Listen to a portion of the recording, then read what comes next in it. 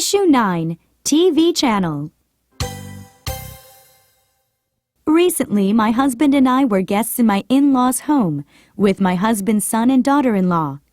My father-in-law, my husband, the son and his wife became involved in a spirited game of spades while I watched TV in the living room. When a program came on about euthanasia, I, being of an inquisitive nature and possessing a thirst for knowledge, became quite interested. After a few minutes came this voice from afar. It was my husband's son demanding that I change the channel. I told him I didn't want to change the channel and suggested that he concentrate on his card game. A minute or so later, he stood up and announced that he and his wife were going to bed because I refused to change the channel. My husband was furious with me for refusing to give in, and I was angry at being ordered to change the TV channel while the card players entertained themselves as they pleased.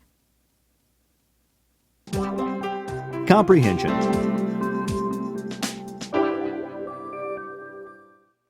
1. Where did the writer go recently? 2. What did she do there? 3. What did the other family members do? 4. What was on TV that night? 5. Why was she interested in the program? 6. What did the husband's son demand? 7. What was her retort? 8. Why did the son and his wife go to bed? 9. Why was the writer's husband angry? 10. Why was the writer angry?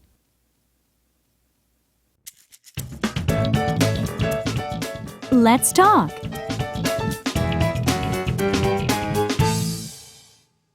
1. Why do you suppose the son demanded that she change the station? 2. Was it right for the son to make that demand? 3. Did her husband have good reason to be angry with her simply because she refused to follow his son's demand? 4. Who is the most powerful person in your family in terms of TV program selection? 5. What kinds of programs do you prefer? Why? 6. Do you think TV can be educational for children? Why or why not? 7. Talk about the good programs and bad ones on TV. 8. What are the bad side effects of children watching TV? 9. Today, many commercials are flooding the airwaves. Do you like them? Do you think they give you necessary information?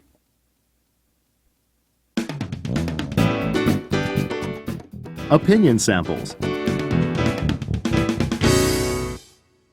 1. I understand the son's attitude. He thought the program on TV was not proper for a family gathering. However, I also say he had no right to order her to change the channel. It was not his home, and all the people there, except the writer, were enjoying themselves by playing cards. So she had a right to enjoy herself any way she wanted. Question: why couldn't she read a book instead of watching TV? Then there would be no trouble in the family. 2. In many families, the channel selecting power has come into the hands of the kids because of the parents' lack of responsibility. Children seem to watch everything they want. Parents tend to believe that watching TV is always educational and don't seem to consider the possible bad side effects of children being exposed to TV for long periods of time. The right to decide what to watch should be in the hands of parents. And parents should be intelligent enough to screen the children's programs and decide which is really educational. Question: do you think it's okay to let children choose channels at their own whim? Issue 9, TV Channel.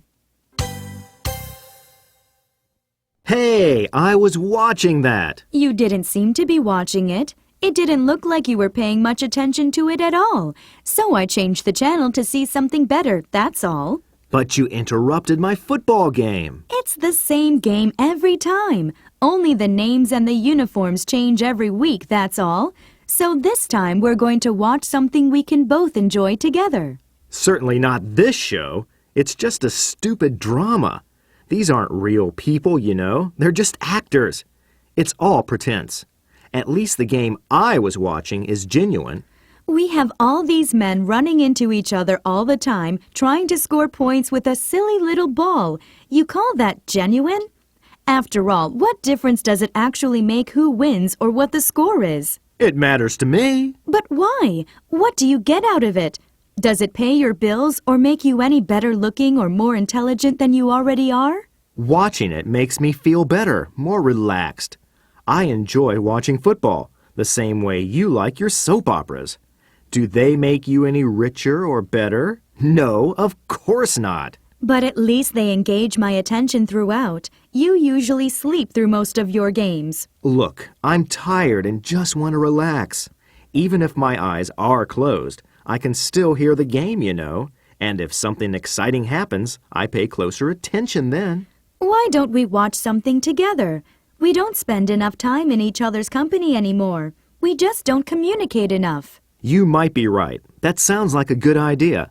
Why don't we go back to the game and I can tell you what's going on? That's not what I had in mind. I understand the game of football. I don't need you to explain it to me. I just find it all very boring, that's all. Okay then, why don't we find a music channel or some variety show? That way, we can both appreciate the same thing at the same time. Will that make you happy? Oh, very happy. You can even choose which one we'll see. I like them all, especially one I can share with you. All right then, let me have the remote control. While we're making our selection, do you mind if I just check the score real quick? You're incorrigible. Questions. 1. Why doesn't she like football? 2. Why doesn't he like TV dramas? 3. Can you suggest some activity, other than watching television, that might make them both happy?